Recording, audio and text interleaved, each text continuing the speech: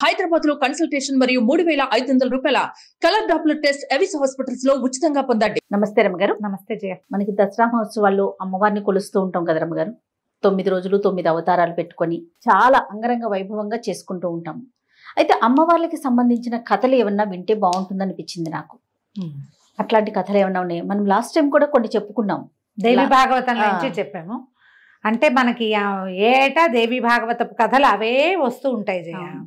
దేవి భాగవతంలో ఉన్న ఇంకా కొన్ని కథలను ఏదైనా చెప్పుకుందాం. పూర్వమట దేవవ్రతుడు అని ఒక బ్రాహ్మణుడు ఉండేవాడు. నైమిసారణ్యంలో ఉండేవాడు. సంతానం కలగలేదట ఆయనకి. సంతానం కలగపోయేసరికి ఆయన బాగా ఆలోచించి పుత్రకామేష్టి లాంటి ఒక యాగాన్ని చేయబోయాడు. సంతానం కలిగించే యాగం. దీనికి చాలా పెద్ద స్కేల్లోనే ప్లాన్ చేసుకున్నాడు ఆయన. చేసుకుని ఏం చేశాడు, తమసా నదీ తీరంలో హోమం మొదలు పెట్టుకున్నాడు, యజ్ఞం. ఈ యజ్ఞానికి అంటే ఇప్పుడు యజ్ఞానికి ఏంటంటే ఒక నలుగురు ముఖ్యంగా కావాలి. బ్రహ్మ, అధ్వర్యుడు, హోత, ఉద్గాత అని. ఈ నలుగురు కాకుండా ఈయన ఉంటాడు. అయితే ఈ హోత ఉద్గాతలుగా, హోతగా ఏమో బృహస్పతిని, ఉద్గాతగా గోబిలుడు అనే ఒక మహా పండితుడిని ఒక ఆయన్ని పెట్టుకున్నారు. ఇద్దరు మొత్తం నలుగురు కలిసి ఈయన కూడా కలిసి చక్కగా చేస్తున్నారు. ఈ హోత ఉద్గాత అయిన హోత అంటే వేసేవారు, ఉద్గాత అంటే సామగానం చేసేవారు, ఆ మంత్రాన్ని గానం చేసేవారు అనమాట. దేవతల ప్రీత్యర్థం చేస్తారు ఇలాంటి హోమం. ఎప్పుడైనా సరే యజ్ఞాలంటే దేవతా ప్రీత్యర్థం చేసేది. అప్పుడు ఈ మధ్యలో ఈ దాంట్లో సామగానం చేయటానికి ఈయన పెట్టుకున్నాడు. గోబిలుడు చాలా గొప్ప పండితుడు, అద్భుతమైన కంఠస్వరం అయింది. మధ్యలో సామగానం చేస్తున్నాడు. దేవతలందరూ పరివేష్టించి ఉన్నారు, కూర్చునున్నారో ప్రత్యక్షంగా ఆకాశంలో వింటున్నారో. ఆయన సామగానం చేస్తుంటే ఎంత బాగుందోట. అయితే అదేంటంటే సామగానం చాలా ఎక్కువసేపు ఊపిరి బిగబట్టి చేసేది. ఊపిరి బిగబట్టి చేయగా చేయగా చేయగా ఎప్పుడో ఒకసారి పట్టు కుదరక స్వరం తప్పింది. తప్పేసరికల్లా ఈ దేవవ్రతుడు ఈయన ఏం చేశాడు, ఒరే దుర్మార్గుడా, మూర్ఖుడా, ఇంత పని చేస్తావా? నేను సంతానం లేక సత్సంతానం కోసం ఇంత పెద్ద యజ్ఞం నేను చేస్తూ ఉంటే అపస్వరం పలుకుతావా? పాపం కావాలని చేయలేదు. చేయకపోయినా సరే ఉద్రేకం వచ్చేస్తుంటే తప్పు తప్పు అనవా మనం? ఉద్రేకంగా అన్నాడు. మూర్ఖుడవే నువ్వు, ఇట్లాంటి తప్పు చేసావు. నా వ్రతం, నా యజ్ఞం ఎట్లా సఫలమవుతుంది? దేవతలు ఎట్లా ప్రీతి పొందుతారు? సర్వనాశనం చేసేలాగా ఉన్నావే నువ్వు అన్నాడు. అనేసరికి ఒక్క తప్పు పడేసరికి ఆయన ఆగిపోయాడు. ఆయన కంటిన్యూ చేయలే. గోబిలుడు ఆగాడు. ఆగి ఎప్పుడైతే ఇట్లా దూషించబడ్డాడో ఆయన తిరగబడిపోయాడు. ఎవరెవరా, నన్ను మూర్ఖుడంటావా? ఇంతసేపు చేశాను, ఒక్క అపస్వరం మానవ సహజమైంది రాదా? అంత మాత్రాన ఇంత మాట అంటావా? నన్ను మూర్ఖుడు అన్నావు కాబట్టి నీకు మూర్ఖుడైన కుమారుడు పుడతాడు పో. ఈయన శపించేశాడు. చేసరికల్లా హడిలిపోయాడు దేవవ్రతుడు. గబగబా చేతిలో ఉన్న వదిలిపెట్టి కాళ్ళు పట్టుకున్నాడు. అయ్యో, ఎంత పని చేశాను నేను.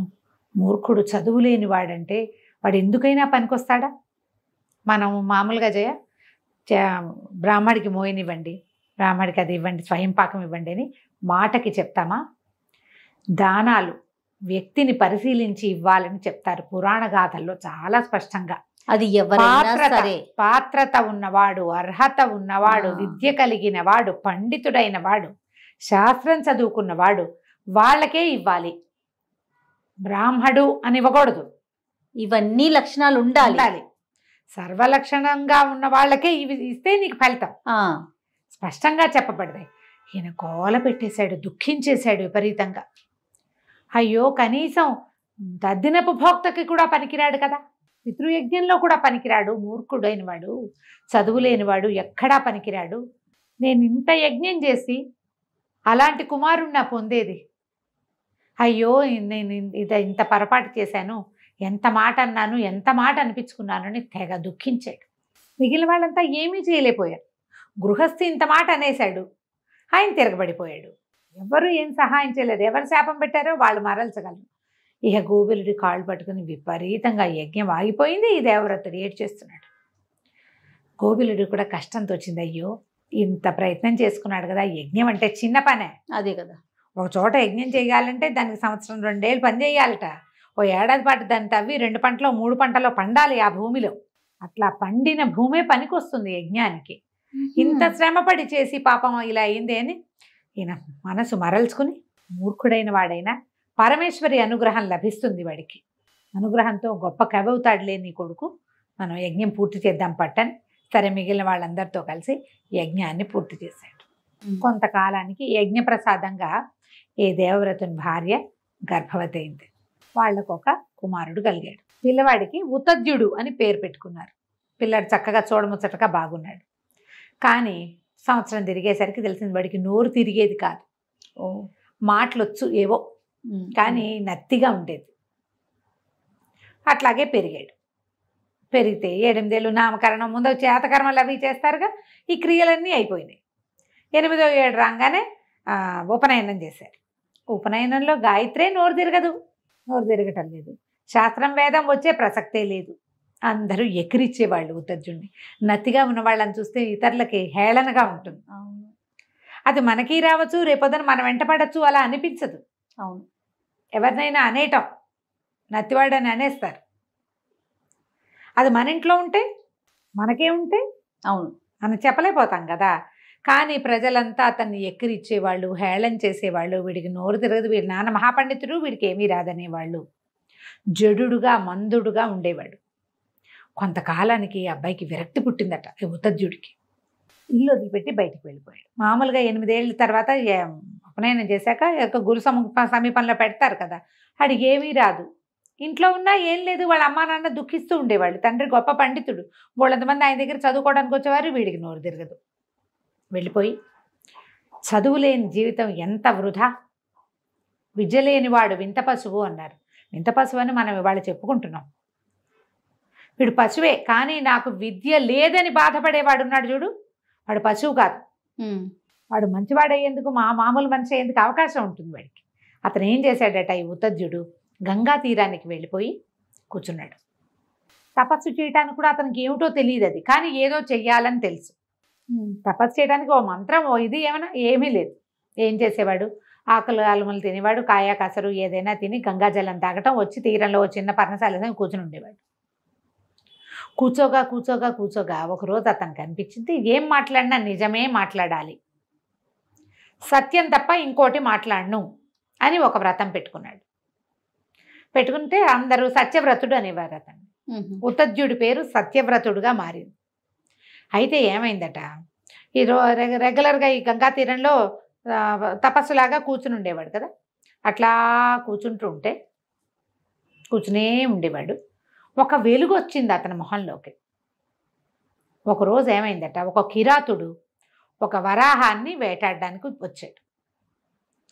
ఆ వరాహానికి దెబ్బ తగిలి, చిన్న దెబ్బ తగిలింది, బాణం తగిలింది. కానీ అది ఆ బాణపు దెబ్బకి కంగారు పడుతూ ఈయనున్న ఆశ్రమం వైపుకి దూరిపోయింది లోపలికి.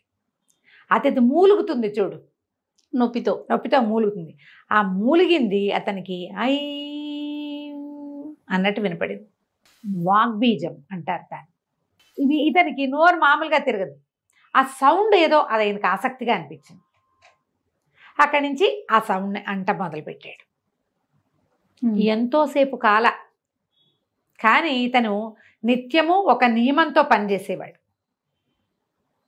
అదే కదా చెప్పుకున్నా. అవునవును.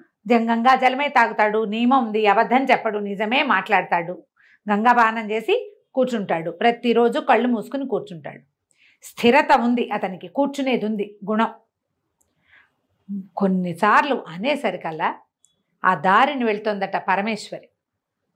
ఐంబీజం వినపడుతోందని తన వైపుకు తిరిగి చేయి చూపించి వెళ్ళిపోయింది. బీజానికి ఆకర్షితురాలైంది, ఐంబీజానికి. వాగ్బీజానికి, వాగ్భవ బీజం అనేసరికల్లా శబ్దానికి మనం ఏం చెప్తాం జయ, మామూలుగా మనం మంత్రం ఎట్లా మంత్రం సరిగ్గా ఎవరు చెప్పాలో వాళ్ళు చెప్పాలి, ఎవరికి చెప్పాలో వాళ్ళు చెప్పాలి. ఇక్కడ ఎవరు చెప్పారు, ఎవరు చెప్పల, అతనికి అందింది. ఆ రూపంలో, వరాహ రూపంలో అందింది అతనికి. భగవంతుడు అక్కడ ఏర్పాటు చేశాడు అతని కోసం. ఆ లోపల కలిగిన ఆ ప్రచోదనానికి అతను అది పట్టుకున్నవాడు చేసుకుంటున్నాడు. ఇంతకాలం అతను నియమంగా ఉన్నాడు చూడు. అవును, అది అతనికి ప్లస్ అయింది. అక్కడి నుంచి కిరాతుడు లోపలికి వచ్చాడు. లోపలికి వచ్చేసరికల్లా కూర్చుని ఉన్నాడుగా 14-15 సంవత్సరాలు వాడు. అంతే, చిన్నపిల్లాడప్పుడే వచ్చేసాడు కదా. ఇక్కడ అయ్యోరా ఇటు ఒక పంది వెళ్ళింది చూసావా అని అడిగాడు. ఇప్పుడు ఈయన పంది ఉంది వెళ్ళింది అని చెప్పాలి, నిజం కదా చెప్పాలి, సత్యవ్రతుడు కదా, నిజం చెప్పాలి. నిజం చెప్తే పందిని వీడు చంపేస్తాడు. పంది మరణానికి నేను కారణం అవ్వచ్చా? అవ్వకూడదు. ఆలోచన మారింది చూడు. అంతకుముందు అతనికి ఏం చెయ్యాలో తెలిసేది కాదు. ఇప్పుడు ఏం తెలిసింది? ఒక పంది ఇటు వెళ్ళింది, వీడికి నిజం చెప్పాలి, అది చెప్తే అది మరణిస్తుంది, చెప్పకపోతే అబద్ధం చెప్పినట్టు అవుతుంది, వ్రతం పోతుంది. ఈయన ఒక శ్లోకం చెప్పాడు. నాకు స్తోత్రాలు గుర్తున్నట్టుగా శ్లోకాలు గుర్తుండు, ఇలాంటి మామూలు వ్యవహారాలు గుర్తుండు. అమ్మవారి స్తోత్రాలు శ్లోకాలు ఏవైతే 2 సార్లు చదివితే వచ్చేస్తుంది. ఆ శ్లోకం ఏం చెప్పాడంటే, ఎందుకురా మళ్ళీ మళ్ళీ అడుగుతావు, ఏది చూస్తుందో అది మాట్లాడలేదు, ఏది మాట్లాడగలదో అది చూడలేదు, నీ సొంత పని కోసం నన్ను అడుగుతావు, నన్ను అడక్క వెళ్ళిపోమన్నాడు. ఎంత బాగా చెప్పాడు రమ్మగారు. యోపశ్యతి నసాబ్రూతే అంటే ఏది చూస్తుందో అది మాట్లాడలేదు, యోబ్రూతే నపశ్యతి. ఇప్పుడు ఏది మాట్లాడుతుందో నోరు అది చూడలేదు కదా, కన్ను చూస్తుంది, కానీ కన్ను ఏం చెప్తుంది? బ్రెయిన్కి చెప్పించి ఆ చెప్పిన దాంతో నోటితోటి మాట్లాడిస్తుంది. ఈ మాట్లాడేది చూడలేదు కదా. ఎస్ అనగానే వాడికి అర్థమైంది, మాట్లాడకుండా వెళ్ళిపోయాడు. ఈయనకి అమ్మవారి ఇచ్చిన అనుగ్రహం అంటే మహాకవివి కమ్మని అనుగ్రహం ఇచ్చింది. ఆ తర్వాత కాలంలో సత్యవ్రతుడు మహాపండితుడయ్యాడు. కృతయుగం నాటి కథ ఇది, దేవి భాగవతంలో. మహాపండితుడయ్యాడు, మహాకవిగా పేరు తెచ్చుకున్నాడు, ప్రపంచమంతా గుర్తింపబడింది. వాగ్బీజము ఇంత పనిచేస్తుంది, సరస్వతి అనుగ్రహం లభిస్తుంది వాగ్బీజం. అందుకని మన వాళ్ళు ఏం చేస్తారు చూడు, చిన్నప్పుడే శుక్లాం వరదంతో పాటు మనకి ఏం శ్లోకం 2వ శ్లోకం సరస్వతి నమస్తుభ్యం నేర్పిస్తాం. అవును, సరస్వతిని ప్రార్థించాలి, ఆమెను పూజిస్తే చదువు విద్య వస్తుంది. ఇప్పుడు చదువు లేకపోవటం ఒక సమస్య అయితే, చదువు లేదు నాకు, నేను సరిగ్గా లేను అని తెలుసుకోవటం చాలా పెద్ద విషయం. అవును, ఈయన తెలుసుకున్నాడు కాబట్టి ఇతనికి పరమేశ్వరి అనుగ్రహము ఈ రకంగా ఈ వాగ్బీజం రూపంలో అతనికి దొరికింది. ఎంత బాగుందో రమ్మ గారు, చాలా అద్భుతంగా ఉంది. నమస్తే. నమస్తే జయ.